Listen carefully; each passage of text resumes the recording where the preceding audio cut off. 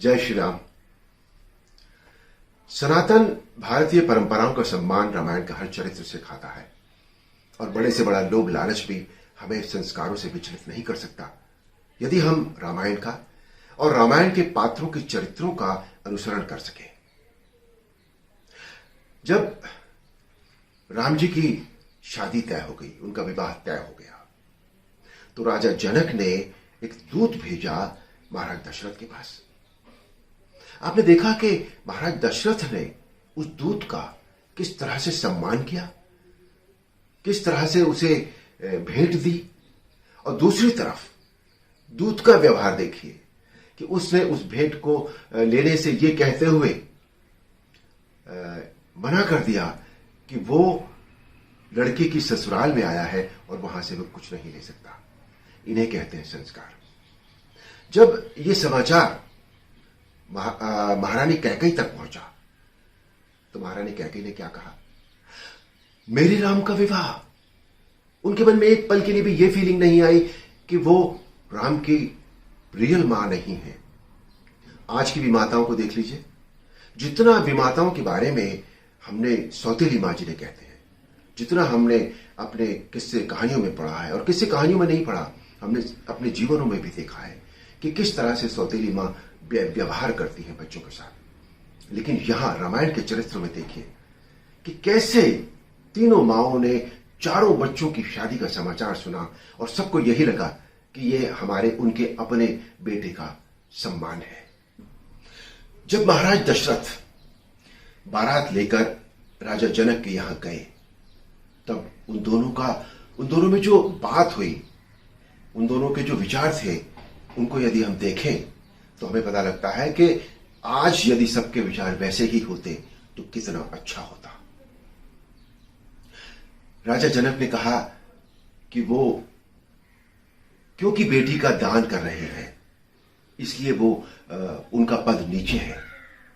राजा दशरथ ने कहा, नहीं, आप दान दे रहे हैं, मैं याचक हूं, इसलिए पद आपका ऊंचा है।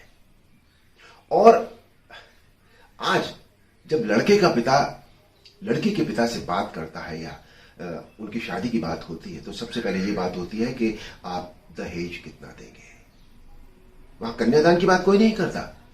वहां ये होता है कि देखिए, मेरे लड़का जब से पैदा हुआ था और जब से पढ़ा लिखा, जब से उसकी नौकरी लगी, तब से हमने अपने लड़के पर इतने पैसे खर्च कर दिए हैं, तो वो हमें ब्याज के साथ मिलने चाहिए।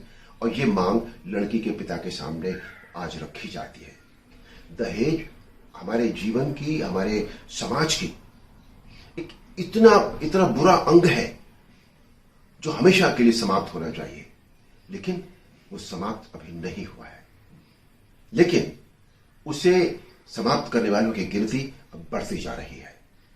तो जो रामायण का जो रेलेवेंस है हमारे जीवन में, वो यही है कि हम जिस तरह से महाराज दशरथ ने राजा जनक के साथ व्यवहार किया, उन्हें कितना आदर दिया, उन्हें यह कहा कि आप दान दे रहे हैं, मैं तो याचक हूं, मैं एक भिखारी के समान खड़ा हूं।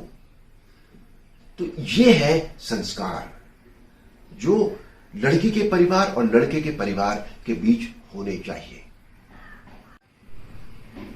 जनकपुरी में जब राजा दशरथ विश्वामित्र जी से मिले तो उन्होंने विश्वामित्र जी के पांव छुए। वो राजा थे, उन्हें यह जरूरी नहीं था कि वो पांव छुए किसी के। आज का कोई यदि राजा होगा उसी तरह का, तो वो क्या करता? राजा तो अपने आप को, आज का तो नॉर्मल आदमी जो होता है, नॉर्मल इंसान जो होता है, वो अपने आप को राजा से कम नहीं समझता। तो राजा अगर होता तो कैसा होता? लेकिन उस समय के संस्कार देखिए, क्योंकि विश्वामित्र मुनि थे, ब्रह्म ऋषि थे, गुरु थे, इसलिए उन्होंने उनके पांव छुए। राजकुमार राम, उन्होंने जब देखा कि अयोध्या से इतने सारे व्यक्ति, उनके नगरवासी, उनके सभासद आए हैं, वो सबसे स्वयं जाकर मिले।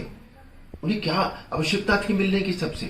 वो न भी मिलते तो कोई फर्क नहीं पड़ता, लेकिन उन्होंने सबको यथोचित सम्मान दिया। जब राम जी को ये पता लगा कि राजा दशरथ अयोध्या आ गए हैं, तो वो उनसे मिलने जा सकते थे, लेकिन नहीं, गुरु की आज्ञा के बिना, गुरु विश्वामित्र जी की आज्ञा के बिना वो नहीं गए। इसे कहते हैं संस्कार। रात को निद्रा के समय जब श्री राम दशरथ जी के अपने पिता के पांव दबाते हुए बैठे थे, तब राजा दशरथ ने राम की कितनी बड़ाई की, कितनी प्रशंसा की। लेकिन राम जी ने क्या कहा?